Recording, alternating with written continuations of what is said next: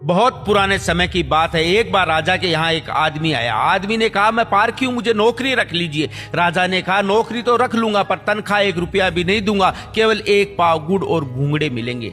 आदमी ने कहा, ठीक है। एक दिन राजा एक घोड़ा खरीद के लाया और घोड़े के बारे में पूछा कि इस घोड़े के बारे में बताओ पारखी। पारखी ने कहा, ये घोड़ा है ही नहीं, ये तो गाय है। राजा ने तसल्ली के लिए घोड़े बेचने वाले से पूछा।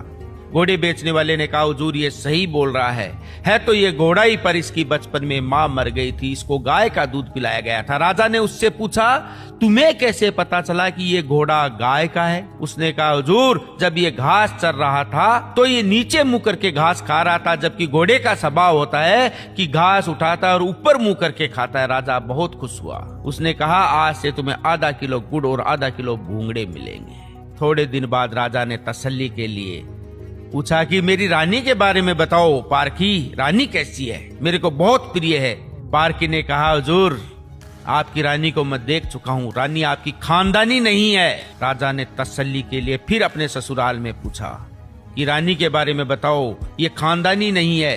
रानी की दादी थी। दादी ने कहा, बचपन में इसकी माँ गुजर गई थी, पाला तो मैंने ही है, पर दूध इसको दाई माई का पिलाया गया है।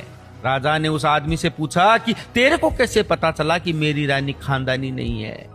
आदमी ने कहा कि इनका स्वभाव रानी के जैसा नहीं है, शालीन नहीं है, ये नौकरों पे चिल्लाती है, गाली गलौज करती है, इनके स्वभाव के हिसाब से मेरे को पता चल गया कि ये खानदानी नहीं है। राजा ने फिर पूछा कि चलो मेरे बारे में बताओ। पारखी ने कहा, महाराज मेरे को जान की माफी दे तो मैं बताऊं। राजा ने कहा, तुम्हारे 7 गुना माफ है, तू तो मेरे बारे में बता।